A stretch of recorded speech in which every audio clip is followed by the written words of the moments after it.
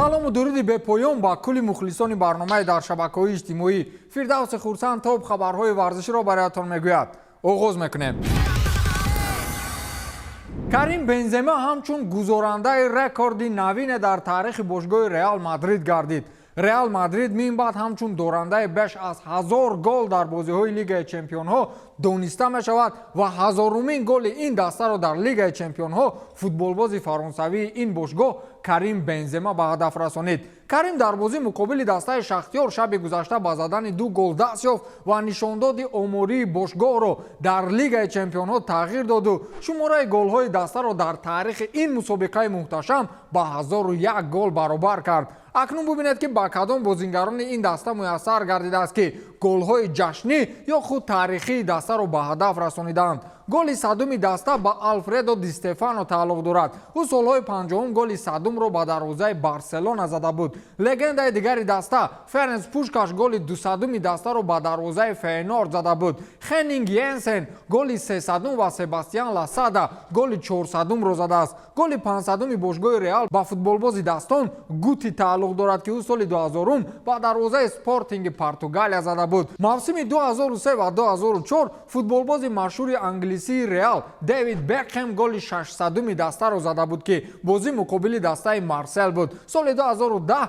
ба Гонсало Игуаин даст дод ки голи 700-уми бошгоҳро ба сама расонад. он ҷо Реал бо дастаи Милан бозӣ мекард. акнун ба бузургии футболбоз қоил шавед. Криштиану Роналду дар тӯли фаъолияташ дар Реал голҳои 800-ум ва 900-уми дастаро ба сама расонидааст ки голи 900-умро ба дарвозаи дастаи Бавария ба сама расонида буд. акнун ба Карим Бензема даст дод ки голи муҳимтарин яъне 1000-умин голи дастаро дар таърихи бозиҳои Лигаи Чемпионҳо ба сама расонад. албатта исми Карим дар ин омор ба ҳарфҳои заррин навишта мешавад, аммо он нафаре ки 2 маротиба голҳои ҷашниро ба сама расонида буд исмаш ба ҳарфҳои зарринтар навишта мешавад. акнун бубинед ки дар Лигаи Чемпионҳо кадом дастаҳо бештар гол доранд. Реал Мадрид бо 1001 гол садрнишини рӯйхат ва Бавария бошад бо 768 гол дастаи дуюм дар ин омор аст. Барселона 655 гол дорад ки беш аз 120 голи онро Лионел Месси ба ҳадаф расонидааст. Манчестер Юнайтед бо 529 гол мавқеи чорумро ишғол намудааст.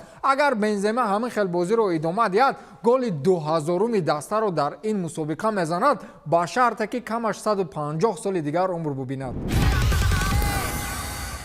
акнун дар Манчестер Юнайтед танҳо Сулшер гунаҳгори ҳамешагӣ нест. ӯ дар ин росто рафиқ дорад. ҳоло мухлисони аксу балки онҳое ки футболро хуб ташхис карда метавонанд ва ҳатто солҳои сол дар ин даста бозӣ кардаанд сабаби кулли шикасту рехтҳои охири дастаро бар дӯши Пол Погба бор мекунанд. яъне ба ҳамаи ин Погба гунаҳгор аст. дастаи Манчестер дар бозии Лигаи Чемпионҳо бо Аталанта қариб буд ба шикаст дучор шавад ва бори наҷоти даста аз ин вазъияти нохуб бар дӯши Криштиану Роналду ғалтид. Погбаро дар дақиқаи 69 иваз карданд ва Роналду дар дақиқаҳои иловагӣ голи наҷотбахш зад. Пол Сколз гуфтааст ки бояд пушти Погба нафаре ӯро идора карда истад ва ӯро мебояд то 35 солагиаш мисли кӯдак идора намуд ки ба корҳои беақлӣ камтар даст занад. ӯ ҳамчунин гуфтааст ки пушти Погба як бозигари таҷрибадореро гузоштан лозим аст ки Погба ӯро эҳтиром кунад ва он бозингар ҳамеша Погбаро идора карда истад. ҳоло ӯ 28 сола аст ва таҷрибаи калони бозӣ дар майдонҳои пурҳашаматро дорад, вале ӯ аз қабили бозигароне аст ки то 35 солагӣ иваз намешавад. Погба мисли қабл корҳои беақлиашро давом медиҳад. бо туп ҳар гуна нағмаҳо мекунад то диққати мардумро ҷалб намояд ва нишон диҳад ки ӯ ба чӣ корҳое қодир аст. ӯ баъзан дар ҷаҳони орзуҳо парвоз менамояд ва қоил ҳам бояд шуд ки ӯ дар Ювентус бозингари фавқулода буд. барои ҳамин мо ӯро ба даста овардем. ӯ барои чӣ дар Ювентус фавқулода буд? барои ин ки ӯро бозингарони барҷастае ба монанди Андреа Пирло, Ҷорҷо Келини, Банучи ва Ҷанлуиҷи Буфон ва мураббии сахтгире иҳота мекарданд. агар ҳамин хел рафтан гирад пас ӯ то 35 солагӣ ба таълиму тарбия ниёз дорад, гуфтааст Пол Сколз. суханони Сколзро собиқ бозингари дигари ин даста Рио Фердинанд тарафдорӣ кард و اندیشه‌های او را تقویت داد. او گفته است که من هم اندیشه آن را دارم که باید کسی در میدان پاگبا را اداره نماید. در این حیات من چنین شخص را غیر رونالدو نام بردن نمیتوانم. رونالدو شاید یگانه نفر باشد که با کل نشاندادهای فوتبالی